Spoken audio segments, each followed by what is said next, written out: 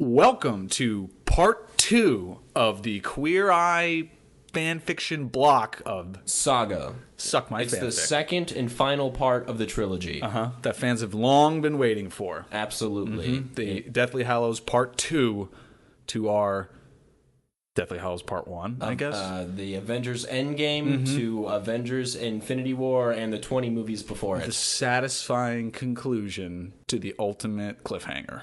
To the ultimate showdown of Ultimate Destiny. Do you know that they just said that the Avengers Endgame is the final movie in the Infinity Saga? Oh, that's what they're calling it, the Infinity Saga. Because it went on forever. The first 22 movies of the MCU are the Infinity Saga. It's a definitive end and emotional end. That's a quote from whomever.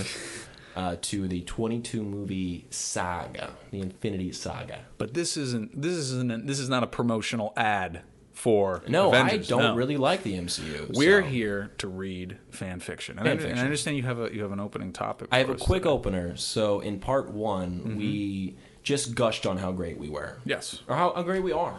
Yeah. It's not in the past, it's in the present. Future, all time. It's like The Rock.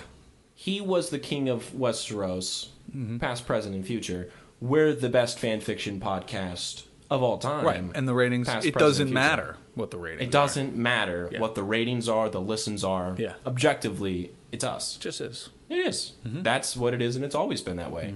And Cersei is the queen. Yes. Yes. That's actually a spoiler for Game of Thrones. She takes the Iron Throne at the end. I know plenty of people that would love that, which is weird. However, I do have a great opening topic. Now, one of our dreams, plans, whatever you want to call it, for this fanfic, this fanfic podcast, is to, I would say, start a community of fanfic appreciators, listeners, writers, readers, all of that. You know what I mean?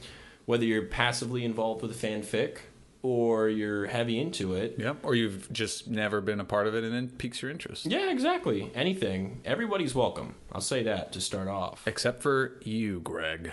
Yeah, honestly, dude, stop. Stop listening right now. Yeah, you've been trying way too hard. But we wanted to start I guess a community would be the best way to put it. So Ryan doesn't actually know what this opening topic is, so I'm hoping this surprises him as much as it surprises you, the listener. Let me get geared up for a huge reaction. You want to guess what it is before I throw it out there? We are going to do live stage productions of fan fiction. All right, if we have the funding, that's happening. There's no doubt about it, that's happening. How about just like poetic readings where we wear all black and sit in a dusty coffee shop? Snap. Yeah. SpongeBob and Bill Clinton, two diametrically opposed entities together. I can. Your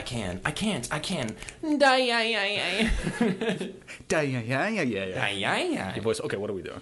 I personally, through our Gmail, suckmyfanfic@gmail.com, reached out to the author of These Powerless Little Bones. Yeah, okay. Dirge Without Music. And she responded. Wow. And she's very nice. This is the Drabble, the Harry Potter Drabble that we read. Yes, the Harry Potter Drabble, which in my opinion still stands as the best fanfic that we have read so far.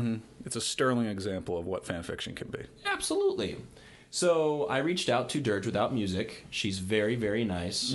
I suggest everybody go find her on Archive of Our Own, read some of her stuff. And I sent her a list of questions. And I figured there was going to be too many, it was going to be overwhelming, and she was going to say, "This, these guys are weird, I'm not going to respond." However... That's usually how my interaction with people goes. Yeah. Those are all my interactions. However, she responded, and so I figured I would read our little exchange real quick with our questions, our email interview. So first question I asked was, what inspired you to write your piece? And she said the particular piece was a response to one of J.K. Rowling's canon bits of trivia, specifically that the furthest a squib pretending to be magical had ever gotten was to the Sorting Hat. After that, the hat always susses them out and sends them home. I didn't like that. Parentheses. I've got some thoughts on squibs in general. End parentheses. So I wrote a short piece on a story I liked better. Perfect. And then she said, I generally write either character focuses on side or undeveloped characters, Example, I have an HP series, a Lord of the Rings, and an MCU series, each fleshing out the backgrounds in emotional landscapes of various side characters of the franchises. Oh, I got to check out that Lord of the Rings one. Yeah. Or, quote, for want of a nail, AUs, where I outline alternate universe versions of a canon. For example, my, quote, Boy with the Scar, end quote, series is a collection of Harry Potter AUs, including What if Harry got sworded Slytherin? What if Ron Weasley was the chosen one? Ooh. What if Severus Snape sucked less? What if Dudley Dursley got a Hogwarts letter too? And what if Harry was a girl, etc.? So that was her answer to the first question. Second one, I said, have you written any other Harry Potter fanfic? Yes, if you go to my author page on Archive of Our Own, you can find my fan work sorted out by canon. I've written 33 HP fics, and I'm working on another one right now. Wow. Yeah. Prolific. So I'm not gonna lie, I'm excited. We have plenty of Dirge Without Music Harry Potter fanfics to dive into. Excited. I'm super excited. I really am. I'm not gonna lie. This is genuine excitement. That's great. I'm very interested to see what else she has put out. That's fantastic. I said, have you written about any other fandoms? She said, that's also available on my Archive of Our Own page. I've written for a She's getting a little annoyed, Alex. She answered it in the first I question. I know. I've written for a variety of fandoms, but I am most known for my HP, Tamora Pierce, and Narnia fics. Now, we haven't touched on Narnia in this podcast, but I actually love the Chronicles of Narnia. Do you? I really do. I was obsessed with them at one point. What was your favorite one? I really Lion liked the Witch and Magician's Wardrobe? Nephew. Magician's Nephew, the I really opener, liked- the first yeah, one, right? But it Pretty wasn't solid. written first. It wasn't. It's just chronologically If first. if I remember correctly, it was written last, wasn't it? I'm not sure. Perhaps either that or Horse and His Boy. Which Yeah. I Horse thought and that His- one was I like kinda, Horse and you His really? Boy. I thought that was Yeah. kind of dry. It is. Well, they're in the desert, so it's dry. But yeah, no, that one's very like meandering and wandering. Yeah. I kind of like that. Yeah. All right. So my fourth question: what would you say that writing fanfic has, or would you say that writing fanfic has helped you as a writer? Which is a pretty legitimate question because we've been kind of discussing that. One word answer. No. Next question. I actually was writing original novels for about 8 years before I tried out fanfiction. So it was really the other way around back then. My novels helped me make a good fanfic author. But continuing to work on fanfic has been a great whetstone for my original... She is an amazing That's what I'm author. saying. Like, literally a great whetstone. That's incredible. She is a wordsmith. Thank you. You're honest, I'm not... This is sincere. Thank you. Like, Yeah. that's just great whetstone. I read that and I was like, that's so good. Okay. Hyped. But continuing to work on fanfic has been a great whetstone for my original prose as well as giving myself confidence and permission to be more experimental and non-traditional in my original work. Fanfic encourages you to write the stories you want to read, not the stories you think you should write. Well, fan fiction, you should just go out and write your own characters. Okay, George. Thank you, George R. R. Martin. But just, I want to say that again. I thought that was a great quote. Fanfic encourages you to write the stories you want to read, not the stories you think you should write. So, have you ever tried to write anything extensively long that was of your own fruition? I have not. No. Okay. So I did National Novel Writing Month in November. So I wrote 50,000, a little bit more than 50,000 words in a month, which can kill a person. That's a lot. Yeah. And that's the first big writing endeavor I've ever taken on like that. I've only ever written short stories or poems before that, or scripts. Never 50,000 words of a novel. And I got so caught up in my head with writing something the way I think it should be. So I totally understand what she means by that. What do you explain that? What do you mean? So, especially, I feel like everybody who is creative or loves writing has that novel in their head that they know could be a bestseller. They have the plot, like every intricate detail, or just... It depends on who you are, actually. So, I have come to learn that there are planners and there are pantsers. So, I am a pantser. That means you're a bully who takes kids' pants and pulls it down around their ankles? When I was younger, for sure. If I did that now, I'd probably go to jail. So I don't do that anymore. Good. Yeah, You should have gone to jail back then. yeah, I guess. A pantser is writing by the seam of their pants. Is that the way? Seat of their pants, seam of their pants. I think it's seam. Like flying by the seat of your pants? Sure, that's it. I've always heard that. You're just kind of making it up as you go along. Yeah, so you have an outline, you have a pretty good idea of what you're doing, but you don't have everything planned out. Right. A planner is pretty self-explanatory. So I feel like a planner could get pretty lost in planning out the minutiae and never actually executing it. Absolutely. So there's pros and cons for both. Because a planner will sit there... Pros and cons. Okay. A planner will sit there and really... don't keep making the I made a funny joke face laugh at me. Fuck you. A planner will sit there and get so bogged down with the things that they've, bulleted out, written out, that it might actually inhibit them for writing. Yeah. A pantser can get distracted, go off on a tangent, and realize, what am I even doing anymore? This isn't what I wanted to do. So, like I said, pros and cons for both.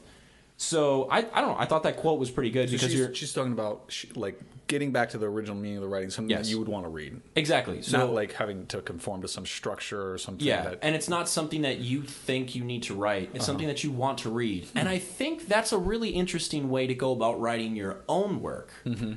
Because you're writing a novel, and it is a reflection of you, but if you're trying to sell it, it needs to be commercial. Yeah. It needs to be liked by other people. You gotta have dabbing in it. You gotta have avocados in it. Yep. It's gotta have avocado toast. Mm-hmm. It's gotta have not ever owning property or gold. Social media has to be criticized. Yeah, absolutely. You gotta sell to the kids. Yes. There's got to be an outsider who all of a sudden is a really special, important, head of a prophecy or something, and then they make a group of friends who are all also outsiders, and they save the world. My favorite stereotype from growing up with high school TV shows was that emotionally torn dude that always wore the leather jacket to school. You mean James Franco from Freaks and Geeks? Yeah. I wish I was that in high school. Instead, I was Jason Segel, his character, which is infinitely times worse. I was Cookie from Ned's Declassified School Survival Guide. Okay, what else did she have to say? Question 5. How many original stories have you written?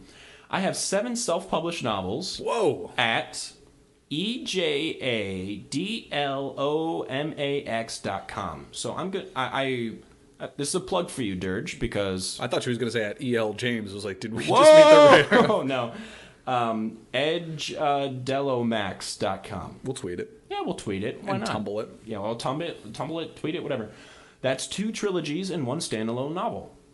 I'm also a staff writer for Season 2 of Jessica Best's podcast, The Strange Case of Starship Iris, and I write a little poetry. Yeah. Do you often read a lot of other fanfic? Yes. Fanfic is great. There's a wealth of creative skill and unself-conscious prose out there, and I love it. I think you're putting them in compromising positions. George R. R. Martin is getting schooled right now. You just got George! You got ficked. We ficked you down. You just got a good ficking. He needs a good ficking. Yeah, he really does. If so, where do you typically read it from? Archive of Our Own is a wonderful, wonderful thing that fandom has built for itself, and I'm eternally grateful. Archives are so important. I also have a well-curated Tumblr feed where I follow a lot of writers I admire.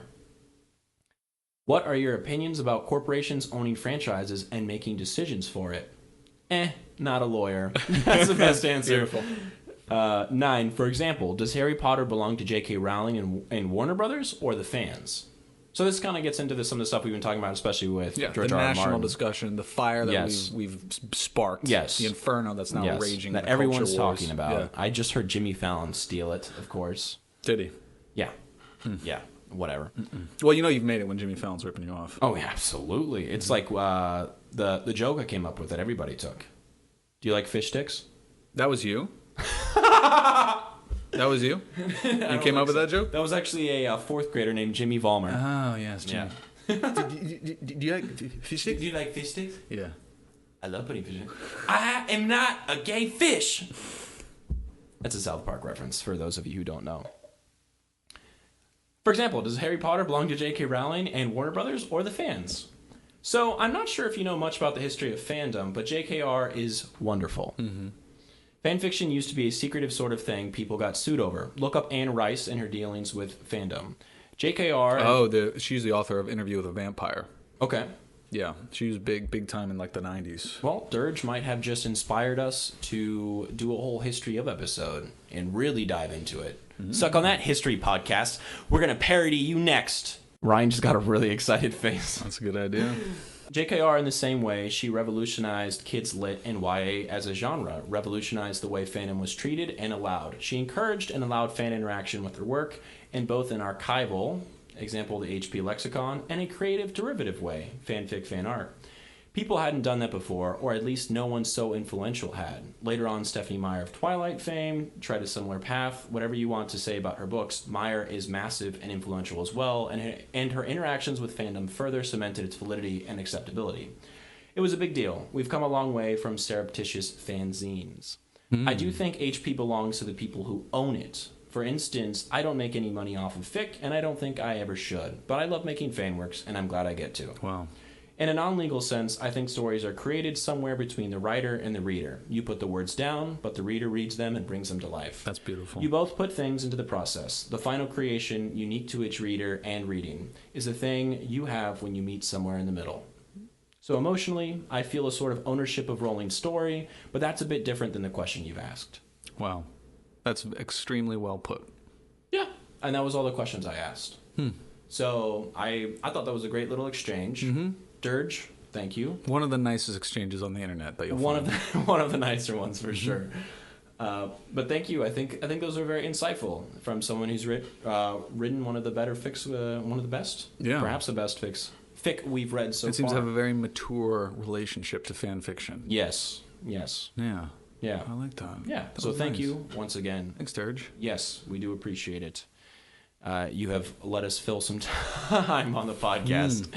So now we can just jump right into part 2 of the Queer Eye series. Yes. And if you guys like the Queer Eye series, we can do 3, 4, 5, 6, 7, 8. It's all what you guys want. Yes. This is a fan-run, fanfic, fan podcast for the fans, people. For the people, by the fans. By the fans, because I'm a fan. Yes. I think this is great, what we're doing out here. All right, so where we left last week, again, was the Fab Five had made over Rubeus Hagrid on the grounds of Hogwarts. Now, I will say, before we continue, thanks to Ryan, I have watched one episode of Queer Eye. What'd you think? It was a TV show, for sure. No. Bobby does all the heavy lifting. If you want to fight me on that, fight me. I don't care if he's your least favorite. Objectively, he does the most.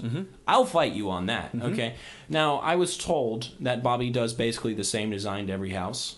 I don't care. They all do the same designs to everybody, okay? If you're really going to argue that, does Anthony put avocado in everything? There's an episode in the new season. He does. Then fuck you. They all do the same thing. But Anthony looks so good. There is an episode in the new season where they, give the guy a haircut, give him new clothes, but he just bought a new house. So he moves him out of his old house and decorates the entire new house, all 5 rooms and the garage and the basement, everything. That's heavy lifting. I'm sorry. Does it in 3 days. Listen, what's Karamo? Karamo does a lot of work in that episode, too. I don't care. Helping him emotionally or culturally is not the same as redoing or decorating an entire house. It is hardcore, but I just want to say Karamo is a licensed therapist, and what's not shown is he does a 5-hour therapy session with them. Good. That's nice. But they don't want to... why do you want to show that? Also, it's patient very personal, confidentiality. Yeah, I get that. I guess if I had to find a second one... And the nutrition seems pretty important. Nutrition's pretty You're just big. falling into the thirst trap that is Anthony. I'm telling you. That's a thirst trap. That's a thirst trap. Yeah, dude. Really. I think Tan also. I think Tan and Jonathan are right there. I'm not even going to preface this one with no homo. I'm an adult. I know where I stand. Sure. Okay. Anthony, I believe, is probably objectively the most good-looking one of the 5. That's your so I could understand how it's a thirst trap. That's my interpretation of it. That's your take on it. Yeah. Do you disagree? Different people are attracted. Who do you to think? Then? I would say Anthony is probably the most attractive. For me, yeah, I would say that. Okay, it's not objective; it's subjective. Well, if we're going to typical, Karamo's a good-looking guy too. He is. I was going to say he would be second, very close second, for sure. Yeah.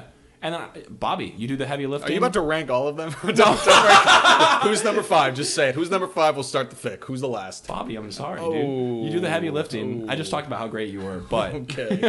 But... Well, there you go. I think a lot of people just turned off the cast. I've heard a lot of people don't even like Bobby. Okay. That's ridiculous. It's outrageous. It's outrageous. So this time, this isn't by the same author or anything. Tan's a pretty good-looking guy, too. He is. He is. He's got a great accent, too. He dresses very well. I'm not into the accent. So in this episode of Queer Eye for the fictional character guy, they go and they make over Sandor Clegane, the Hound from Game of Thrones. Perfect. Now, in the books, does he also have a messed up face? Yes, he always has a messed up face. Okay, just making sure. And then they talk about that. Why does he have a messed up face? They talk about that. Oh, okay. They help him get through it. Okay. So, at what point in the Game of Thrones series does this take place? So this actually is interesting. It takes place in an alternate universe where it's all the Game of Thrones characters. Okay. But they are just like living in London. So they all have the same personalities and characteristics, but they're living in the real world with the members of the Fab Five. Well, I'm just going to say that if I'm going to be really critical, it seems a little interesting to put them in modern day because a lot of their objectives, a lot of their ambitions, I would say shape their personalities. Sure. But I mean, it's just now in the sense of like a corporation as opposed to a kingdom. I've heard that. Like Joffrey is the CEO or something. He's like a hotshot, young tech 20 or something. Okay. Whatever. So what would Clegane be? A corporate spy? I think he works like security in the lobby or something, which is, essentially what he does in the show. I mean, I guess. He's a securities muscle, hired muscle. Yeah. Okay. Okay. So modern day London is where this takes place. London. I wish it was like London, Georgia. Because the other one was what, Dallas, Georgia? Dallas, is that Georgia. the first episode? Yep. Yeah. London, Georgia. This is where it takes place. Okay, we're in London. We're in London, Georgia, where the the Big Ben clock tower is in London, Georgia. In the city in Georgia, the London, Georgia Eye, and they're all the things. Yep. The city in Georgia that my grandfather is from. Mm-hmm. Oh, I guess he wasn't born in that one, but that's where he was raised. Mm-hmm. They have a scale model of the Statue of Liberty made out of wood, and a scale model of the Liberty Bell, also made out of wood. So I think London, Georgia very plausibly could have a scale model of Big Ben. If you want to, pro tip, if you want to travel the world, but you have a bit of a budget, just move to Georgia. It's all there. I have been to Scotland, Georgia, Milan, Georgia, and a bunch of others. There's a ton. So I've been to Scotland and Milan. Just go to Georgia in the same day. And then when you take your Instagram pictures, you can tag the location as Milan, Paris, London, Rome, etc. All that glitters is gold, my friend. All right, so they start off, obviously, they're driving to meet the hero. And they're reading off the iPad. Oh, yeah, that's very iconic. I remember that from the first episode. So we're off to South London to meet Sandor Clegane. Sandor has been nominated by his co-worker, Sansa. He's 6'7". At this point, Anthony cuts in. He says 6'7", and he weighs 260 pounds. And then Jonathan says, he's a great big giant man. And then they all pass around a picture. A woman. Jonathan refers to everyone as a female. So and then he passes around the photo, and then Tan says, "What's going on with his face?" But he says it very sweetly and sensitively. And then Anthony says, "Okay, so he had an accident as a kid, and it really damaged the skin on one side of his face." The Fab Five croon sympathetically. So Sansa, his coworker, thinks he's always had a big hang up about it. And then they all nod earnestly and look out the window. So they're all looking at the picture of him, and then they go back to the car. Anthony's reading more. He never cooks. He just eats microwave meal. Oh, that's not good. He's a grown man. Chicken? Is that what he eats? Yeah, exactly. He needs to be able to cook for himself. Nutrition is important. And then he says he works out, which Karma says, okay, that's good. And Jonathan just expresses that he cannot wait to meet him. Anthony finishes the little blurb they have about him saying, Sansa believes he just needs a little bit of care and attention to be a better man. And they all collectively awe. In this universe, is Sansa dating Joe Jonas and also in the Sucker music video? No, I think she just works at the corporation that the Hound works So at. is there also a Sophie Turner? That's interesting. What are the implications? What's the butterfly effect of no Sophie I just want to make sure that the banging imagery of her in the Sucker music video is still in this universe, because it needs to be. It might not be. That's why this is like an alternate dreary universe where that stuff doesn't exist. Well, I'm not down for that. I like that music video because of her. But okay. Unfortunately, I like that music video. No, unfortunately, it doesn't exist in this. Oh, yeah, that's unfortunate. So then we cut to an interview with Clegane. He says, "I don't know exactly why I'm doing this, but." Whatever. My life can't be any more shite than it already is. If I make my comment, you're going to stop reading that like that. What is it? You sound like a British Rick. Hey, all of my voices are just versions of Rick. That's all I got. Anything dark and gruffle for you is just Rick. I mean, that's what I'm working with. Come on, Mountain. We gotta go slay some dragons. Pretty much. The good thing is he's not as verbose, so he doesn't really say a lot of words in this. So we won't have to worry about my terrible impressions. I don't think it was terrible. I think your Rick impression was spot on. I appreciate it. Thank you. The Morty was terrible. Nah, it was but the Bill Clinton was solid. Bill Clinton I'm sorry. What was his name? Zizum Slinton. So then they find his place, number 7. That's the one. The Cromwell parks. The Fat Five leap out and take the steps to the basement studio flat. And then he just lives in the downstairs bit, just like the first episode that we watched together. He lives in the downstairs area. They pound on his door, and they're waiting. He's not showing up. And then the door opens, and Sandor, clad in the same black hoodie he always wears, peers out. He looks disheveled and knackered. Knackered? I don't know. Okay. A large, just kind of like dazed and confused. He looks knackered. Yeah. A large black dog barges out, barking loudly, making Tan hide in the corner, and there's a kerfuffle while Sandor takes the dog out to the back. The Fab Five greet him with boundless enthusiasm and pile into the studio flat. The quintet generally talk over each other and make loud exclamations about Sandor and the tiny flat. Karamo says, "Did we wake you?" And Sandor says, "Aye, maybe." Karamo says, "Well, you're awake now. Hey, man, great to meet you." Goes in for a hug, and Sandor just stands stiff as a board. Very awkward. Jonathan is stroking Sandor's face and says, "Oh my God, look at you." And Sandor just says, "Jesus." He says, "You're like a big, beautiful Yeti I love." And then Tan says, "Wow, you're so tall. I'm like a tiny mouse compared to you." Sandor looks nonplussed. And they're all just fawning over him, and he's just completely like a stone. He's like, Bobby says, "This place is not just a mess, it is a hot mess." And then Sandor says, "I guess." And then Nancy says, "What do the ladies say when they come over?" "What ladies? Do you ever bring ladies over here?" "No." "Do you want to bring ladies over here?" "No." Just completely shutting them down at all turns. Is Tan the one with the genius quote, "Fives, a 10 is speaking"? I don't know. I saw a gif of that on Twitter earlier. That is amazing. That's a great... If that's Tan... It could be Tan. He's got a bit of ego. It sounds like a Tan quote from what I know. So they start rifling through his closet. Jonathan finds a huge, voluminous dress shirt and puts it on, wears it as a dress, posing and pouting. They're just rifling through everything.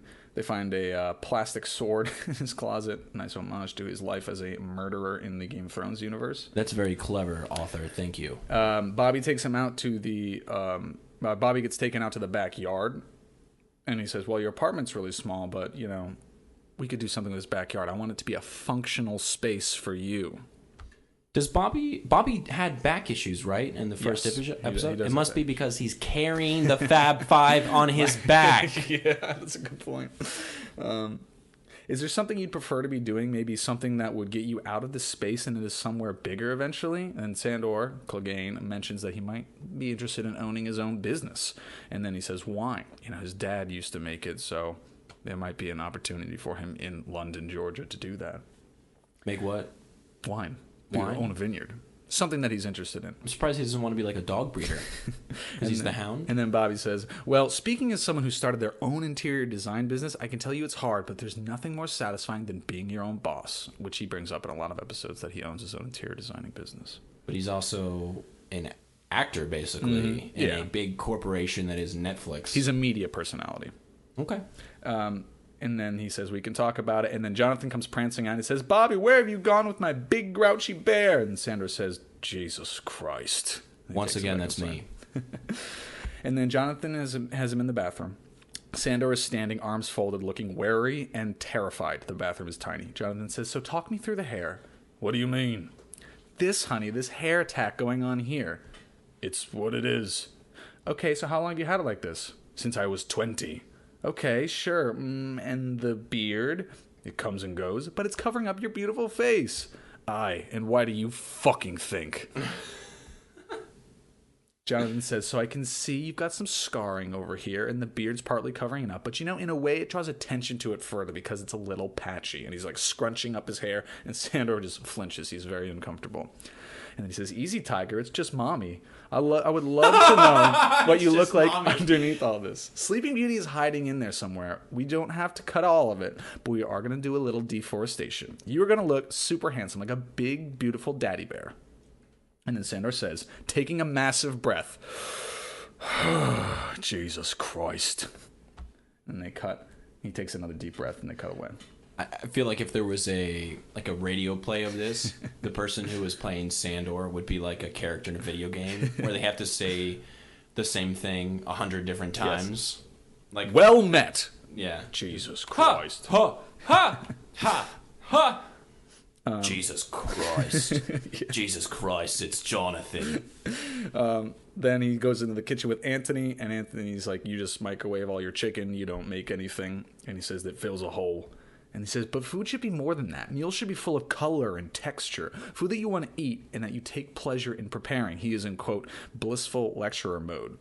And he says, there's no room for bloody blenders and shite. And then Anthony says, there's always room for a blender. I will make the room for a blender. I'm going to show you how to make some better breakfast shakes and make a simple 2-course meal, great ingredients, something that's easy to prepare. And he just sighs and says, okay. So he's very, again, nonplussed about this whole thing. Karamo is sitting outside petting the dog. Sandor sits as far apart as he can at the other end of the deck with his arms crossed. Karamo says, I hear that you sometimes can be a bit aggressive. I think people can be a little frightened of you. Don't get me wrong, I'm not one of them. I can see that you're a cool guy. You're letting us into your place, you've been welcoming, but I get the impression that you can take some things that are happening in here, puts his hand on his chest, and in here, to his temple, out on other people. Sandor shrugs and gives a noisy, confused sigh. Perfect, thank you. You'll be performing the Foley work for this. Karamo says, I couldn't help but noticing that you didn't really want to be hugged back there. I don't do hugs. And why is that? Because I'm a grown man. And Karamo says, even grown men need hugs once in a while. Sandor, not me. People don't like hugs. Sorry, dude. My God, this guy has hang-ups. Intimacy issues coming out of every pore, and he was not opening up to me. This is what Karamo says in his talking head. Has the Hound been intimate in the Game of Thrones before? He opens up. He gets like matched up with Arya. He's kind of like escorting her. I mean, has the Hound fucked in the Game of Thrones? Not to my knowledge. I'm sure he has. Oh, poor guy. But he's not had a major love interest to my knowledge. No. The Hound can't find a bitch. That sounded like the creepiest Joker line that they cut out of Dark Knight, because they're like, Heath is really going for it today. What the fuck, Heath? Whoa. The Hound can't find a bitch? Exactly. I wasn't being disrespectful to women. I was referring to a female. You were being dog. disrespectful to dogs. Dogs. Bitches. So Karamo talks to him, trying to open up about the scar and the accident. Sandor says he does not want to talk about it. And then he says, I think maybe you could talk about it. And then Sandor gives a noisy sigh and stares stonily at the opposite wall. And Karamo says, wow, he is one tough customer, but I'm going to break through it. Bet he will. So then everyone leaves. The camera cuts to Sandor. He takes a huge sigh and just says, fucking hell. And then they cut to each one of the Fab Five and they explain their plan for Sandor. Anthony.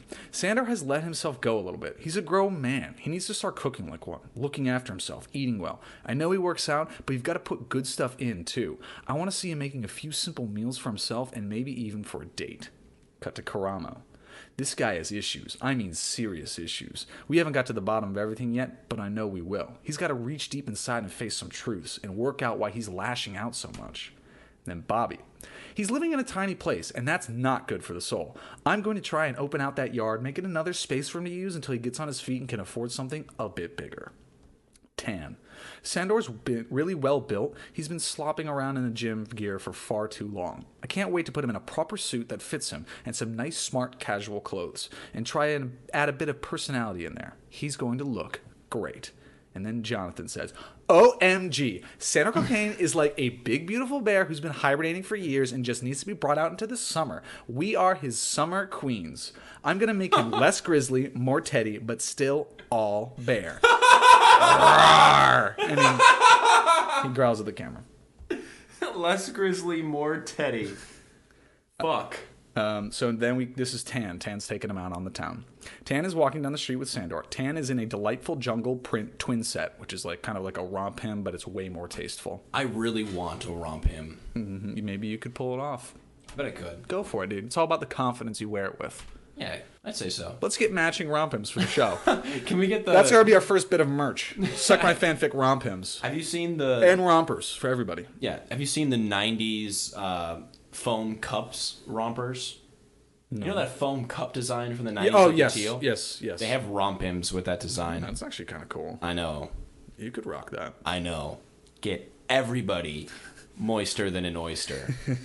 Moister in the cloister. Okay.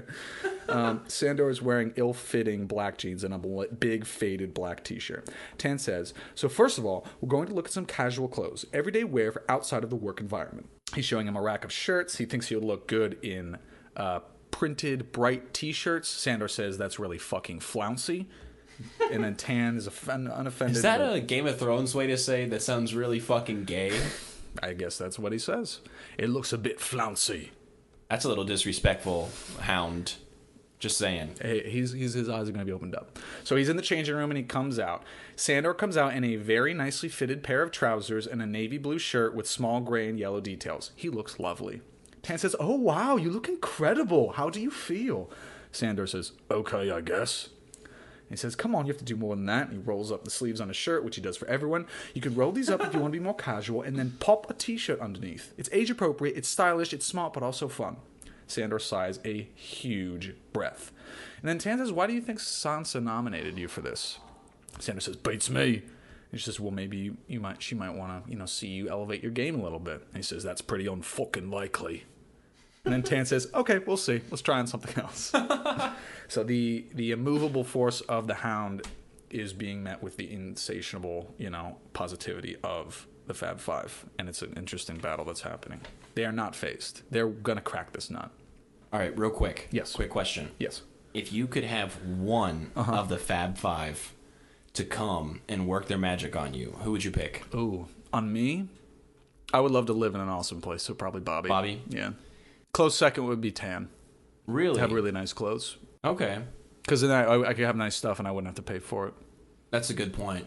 But the apartment is probably like the living space would be Bobby for sure. Okay, so what if we're? I probably need Karamo to give me therapy, yeah. But I'm gonna go with Bobby. Yeah. Because it sounds like you're just picking the best monetary value. I'm saying, which one do you think you need the most? Which one do I need? Do you actively need? I do not need Bobby. No. I don't need Tan either. You've been emulating both of them. Yeah. I've seen your apartment. Thanks. Yeah. Thanks. It's very it's good. Thanks. It's nice. Then I would probably say Karamo. Let's get to the bottom of some issues. I would pick Jonathan. Yeah? I would. Yeah, give you a nice cut. I have a messy, shaggy mop head of a Jufro right now.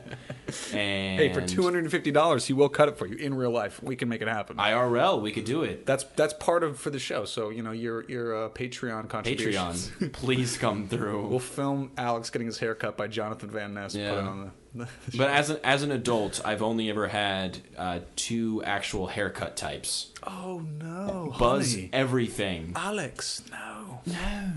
It's a Buzz Everything. So I just look like a bald-headed, almost bald-headed Nazi youth. You just look really intolerant. Yeah. Luckily, my eyes aren't blue, or else it would be done for with me. Bad look, or just like buzz the side, finger cut the tops. Yeah, I mean that's pretty standard. Yeah, that's so I feel like he could, even if I rocked it once, he would make you look amazing, dude. He would, and then he would set you up so you could always do that. I appreciate the fact that he factors in facial shape, because I have a blockheaded facial shape. He would make it look wonderful. It's a great shape. You just need to accentuate. That's what I'm saying. Yeah, and he would need to do something to make my nose not look like a beak. He would make your nose the crowning jewel of your face. That's gorgeous. That's what I'd want. He'll do it. So I would pick him reluctantly. I'd want Bobby. Bobby, you do the most work, dude. I'm sorry. He's amazing. He's incredible. I'm not sorry. I'm speaking the truth. I'm being honest. Yeah, let your Bobby Burke flag fly. So Karamo has a meeting with Sansa, trying to understand a little bit more about Sandor Clegane. I won't go into it. He kind of just interviews her. There's some maybe flirtatious feelings between Sansa and the Hound. Oh, and is that canon? I think it's shipped by a lot of people. It's not canon. I don't know enough about Game of Thrones to understand that. Well, just as a quick aside, he kind of has a tender moment with her where he helps her get out from under Joffrey's like iron rule. He's kind of looking out for her a little bit. He has a soft spot for girls and women. Is that more of a dad relationship? Then? Yes. Okay, well, okay. Let's not dive into the psyche of why people ship different things.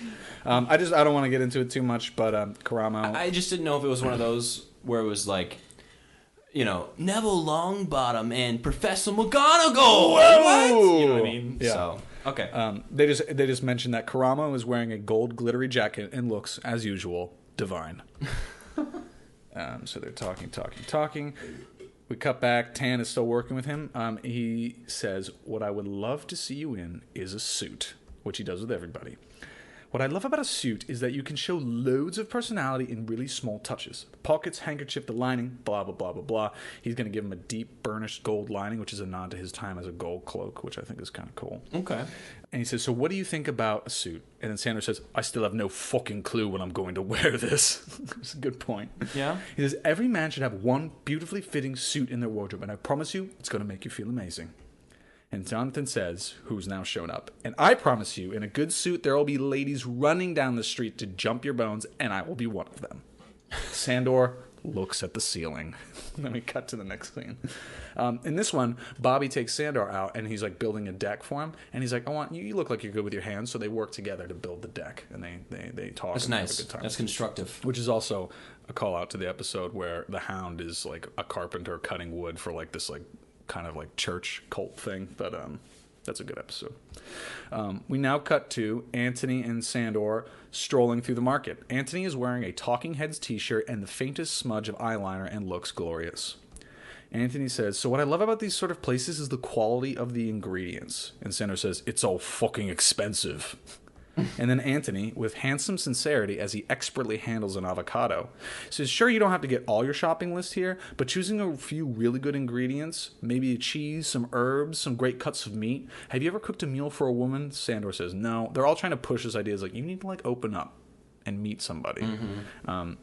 So Antony's trying to get him to like maybe invite a woman over and cook a meal for her. Sandor is very much against this idea. But Antony closes with saying, I'm going to shop for two, just in case, with a wink. This whole time, I think they're not listening to him. What if they know what he needs? What if they're being presumptuous? They're forcing heteronormative right now. What if he's gay? Well, they know that Sansa's interested in him, and I think they could probably just by when they mention Sansa, he like gets flustered, so they know, they have a feeling. They have great interpersonal skills. Well, I'm also speaking here. I have 0% gaydar. Mm-hmm. I'm very bad at telling that. Mm-hmm. Maybe they're great. They probably are. Mm-hmm. Yeah, they're probably great at that. I just assume they're good at most things. Yeah. So in order to get Sandor to open up, Karamo takes him to a gym, a boxing gym, and he gives him some gloves, and they're hitting the bag, and he's getting him to call out the things in his life that upset him while he throws punches. So he's saying, like, I hate Joffrey. Like, he's getting Joffrey, of course, is the boy king in the show. They have a contentious relationship, and it's like therapeutic because he's releasing his emotions, but he's doing it in an aggressive way that's constructive and helpful for him. Karamo has totally aced this guy. He's cracked it on. Nice. And then Sandor starts with this outpour of emotion. He says, F the king, F my dad, and F my brother. And then Karamo does a floating head. He says, hold up, here we are. I have my ways. And then they're sitting down, they're like toweling off, and then Karamo says, so you're angry at your brother. Tell me about that. Isn't that a little manipulative? He's getting him to open up. Okay. He's got to get, he didn't know this was going to happen. He's putting him in a space where he feels comfortable to open up a little bit. You're right. And then Sandor says, my brother threw me in a campfire, and my dad covered it up. That's why my face is burnt, which is what actually happens in the show. Wow. His brother, the Mountain, which we've talked about in previous episodes. So what's the Mountain's motivation to throw him in the campfire? He is the most violent, devilish little child, and he's just... I think he took a toy that the Mountain was playing with, and he just picked him up and threw him in the fire. Because he just feels no emotion. He's like a murdering machine, even at that young age. So it kind of helps his legend. Ooh. And everyone talks about it like behind the hound's back, and it's like a whole thing. So he does have a lot of emotion wrapped up in the show, but he doesn't have the Fab Five to help him deal with it. Now he's dealing. Now I'd like to see dropping the Queer Eye guys just the way they are into Game of Thrones. They would thrive. Jonathan would be the queen, and they would thrive. Bobby's building the best castles. Oh, yeah. Tan would easily take over for Varys and just wear like amazing silks. He might go over to the eastern continent that I can't remember the name of right now and like be a silk trader or something. Yeah. I know the southern one is called Soitheros. No, it's not, is it? I'm pretty sure it's called Soitheros or Sotheros. That continent, I'm not familiar with it. I know Dorne is the Southern Isles, but I don't know that name. Karamo says, well, I've got to tell you, something we say a lot on this show is that you can make your own family. Family doesn't have to be blood ties. And if it doesn't work out for you, then you find the people who do have your back. I've got different families, my kids and all these crazy guys who were my brothers. Do you still see your brother? Sandor says, sometimes. He says, well, I don't know. There's a lot to be said for forgiveness, but I'm also a believer in cutting the negative energy out of your life. I think you need to build up your own family. Stay away from your brother for a while and work out a way to get out of this job that you hate so much. Sandor, exceptionally long pause as he stares out of the window. Aye. He agrees. He agrees. He realizes that he's been tricked into opening up, and he kind of shuts back down again. Anthony's in the kitchen cooking with Sandor. He's cutting up kale. He says it's good to have a base of kale, spinach, or something with lots of iron. I prefer kale. It's a little more substantial and fibrous. So if you could chop these up for me, rough is fine. He's just chopping. They make a amazing flaxseed and maca powered protein fruit smoothie, and it's amazing. Maca? Not matcha, maca. Okay, I was going to correct you, but no. Something else entirely. I'm the fool. And they go with unsweet almond milk as well. So it's tasting great, and it's very good for him. Bobby comes in, he tries it, and he goes, oh, wow, that's good. And he gives an orgasmic sigh. Anthony looks back at Sandor and says, I want to hear you give me a nice orgasmic smiles the smile of a Renaissance saint, and gives a cute shiver. Bobby, encouraging him with an over-the-top sigh. Sandor looks at them both. No. Cuts to the next scene. I figured it would just be, And then Jonathan has his floating head. He says, so everybody's been doing their transformations with Sandor, and I think he's coming along like a smushy, sad bear. But I feel like in this episode, my work is like going to turn this big, dark daddy around. It's grooming time. Anthony and Sandor are standing in front of a sparklingly clean kitchen counter. The entire kitchen is mahogany and steel. Anthony is sporting a well-tailored, short-sleeved, dark denim shirt and looks to die for. This is where he teaches him how to create a 3-course meal for a special lady friend, which Sandor is very uncomfortable with, but he has conquered it. We get to the next scene, Karamo and Tan. I just like to include these scenes because they tell about what they're wearing, because they always have such great outfits on. So Karamo and Tan are walking down the bustling Brighton High Street with Sandor. Karamo is wearing a shimmering turquoise bomber jacket, and Tan is wearing expertly tailored jeans and a silver blazer. They both look astonishingly good. In the original Queer Eye, is there a therapist?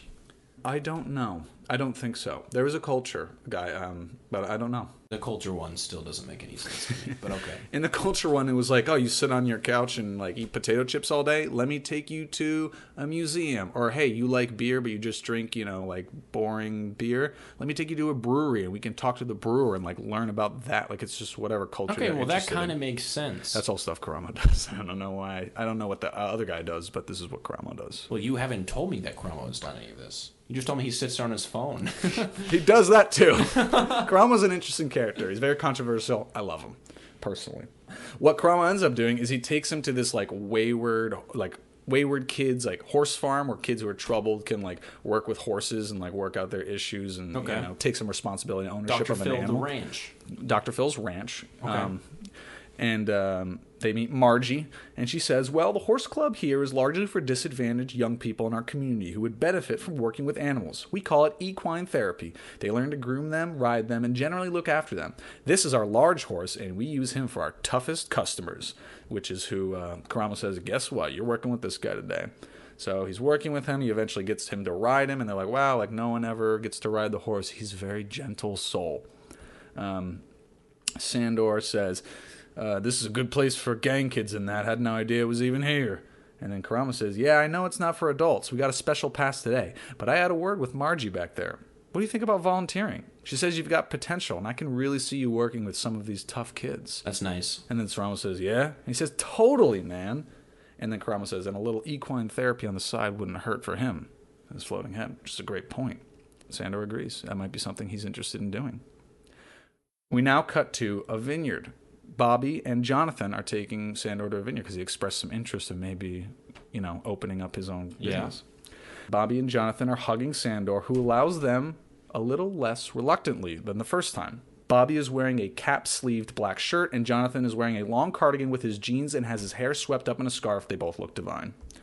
So they're wine tasting. They're learning a little bit more about what it takes to run a vineyard, things like that. It ends with Jonathan taking him off to their hair appointment. And he says, it's time for our date, Daddy Bear. And then Bobby says, see you on the other side. And then Sandor says, Jesus Christ, and looks plaintively at the grapes. I'm going to put a preface at this to drink every time he says, Jesus Christ. Jesus Christ. Jesus Christ. It's a little bit much for him, but he's a good sport. So Jonathan says he's going to cut his hair. He says, now, I know you haven't set those big feet of yours in even a barbershop for a long time, so I thought I would treat you to a real salon. Yay. Sandor says, aye, okay, I'm in your hands. Jonathan says, yes, you are, Daddy-O, and they're the safest, cross my heart, and hope to die in your arms' hands. And then he says, okay, so I know that before we were talking about taking off just some of this angry lion's mane, but I've been thinking about it, and, I would just love to be bold with this. Take it short. Short? Short, baby. How short? Shorty short. I don't know what that means. And then he just says, trust me. And he goes for it. Mommy knows best. Sandor says, fuck it. Do it. And he says, that's my brave little baby. There's several shots of Jonathan cutting Sandor's hand. Sandor has his eyes closed. And then Jonathan's locked in, very serious. Snip, snip, snipping away. Jonathan turns Sandor around to face the mirror. Sandor now has short hair and a trim beard. He looks surprisingly gorgeous. Sandor gazes at himself for some time. Jonathan says, you're making Mommy nervous. Sandor nods slowly at the mirror. It's nice. You like? Aye. So I've kept a little bit length on top so you can play with it a bit, and I'll show you the products to use to give it some shape. And Sandor says, you can see a lot more of my face. And this is a good thing. Look at you. You are straight up, straight down, straight not straight, gorgeous right now. And I'm getting all smushy and shivery. Sandor turns his face to the side and is clearly looking at the more visible scarring.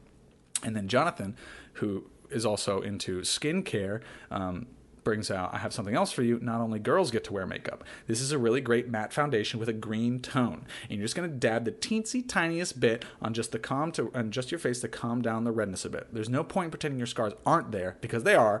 And I say, be proud of them and just dress them up a little. Sandor gazes into the mirror for some time. Jonathan watches him with his hands on his own cheeks. Sandor, rather sweetly, thank you. I think he's cracked this nut. And then he gives him a big hug and smushes his cheeks together. He says, oh, that's a bit much now. And he backs him off. Jonathan says, my bad. We now go to the reveal. So this is it. They're going to go back to he's good. Michael Jackson's This Is It. The ultimate tour.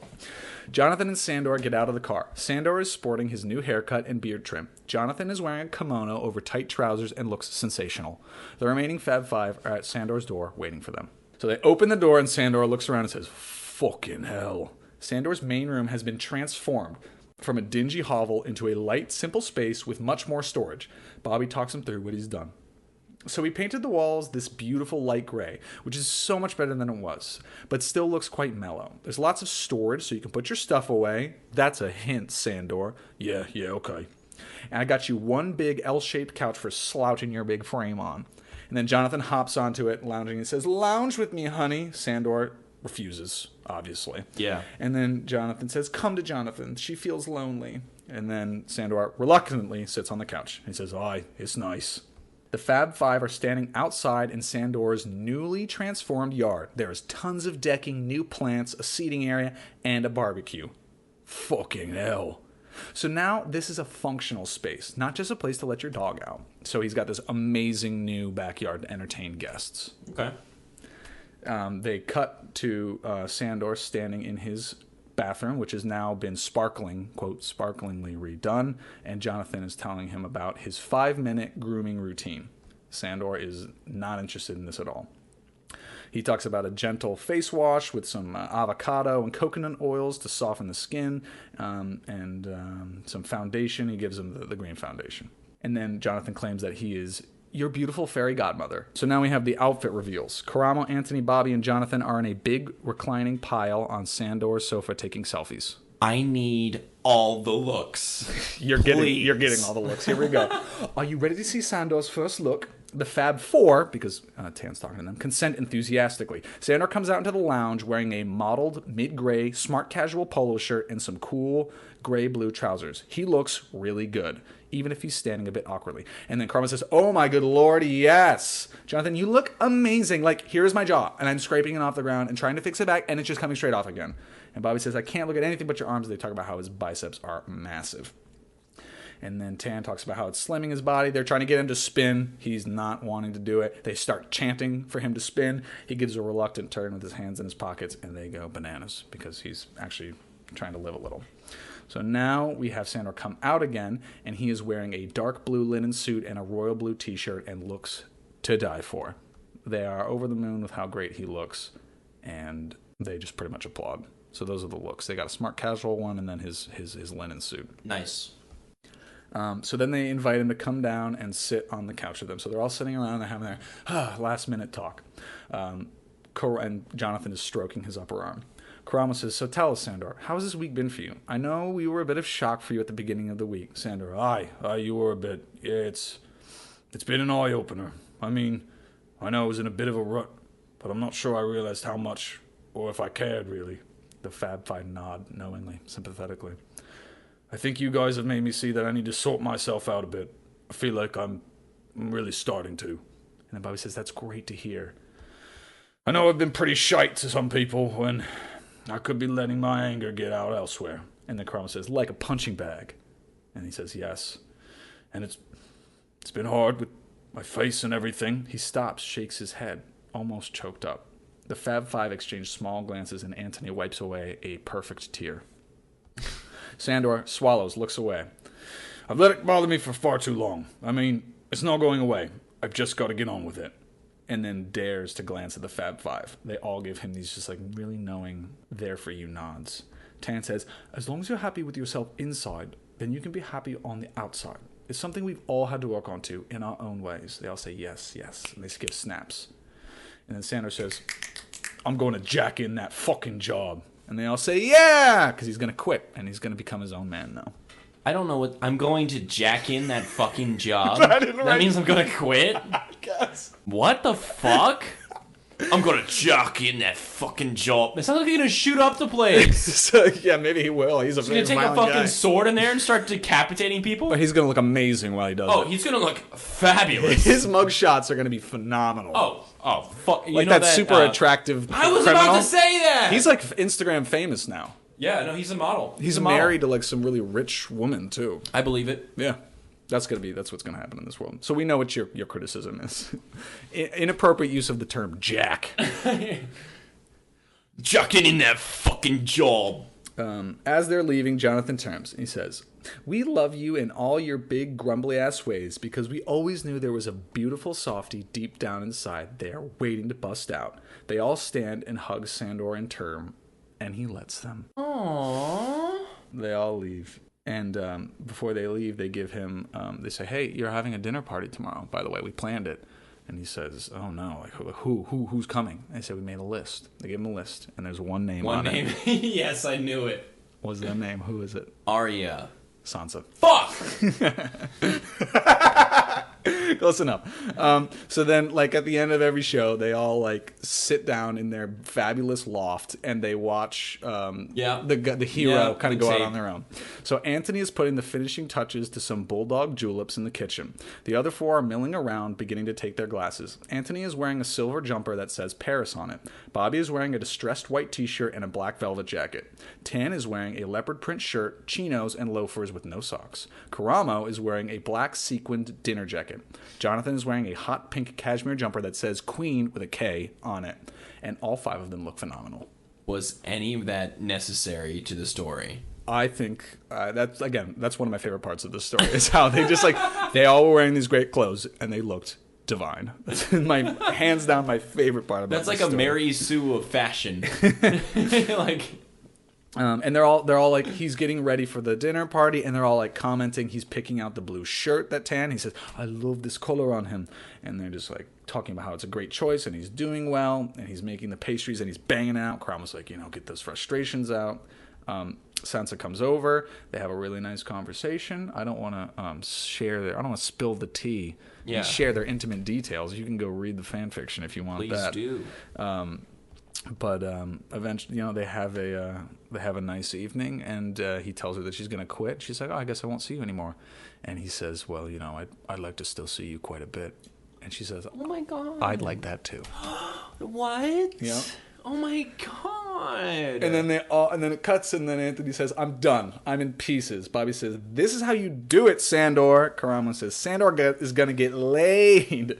Tan says, "What a legend. It's the perfect happy ending." And they all say how proud he is of him. And then Bobby turns and says, "I feel our work here is done." And then Jonathan says, "If they don't ask us to be bridesmaids at their wedding, I'm going to throw some serious shade. They're going to get married and have beautiful big babies and are going to be and we're going to be the Fab Five fairy godfathers to every one of them. We love you, Sandy Bear." Blows a kiss at the plasma screen. Fab Five hug, end credits. If we took away social media from Jonathan, would he die?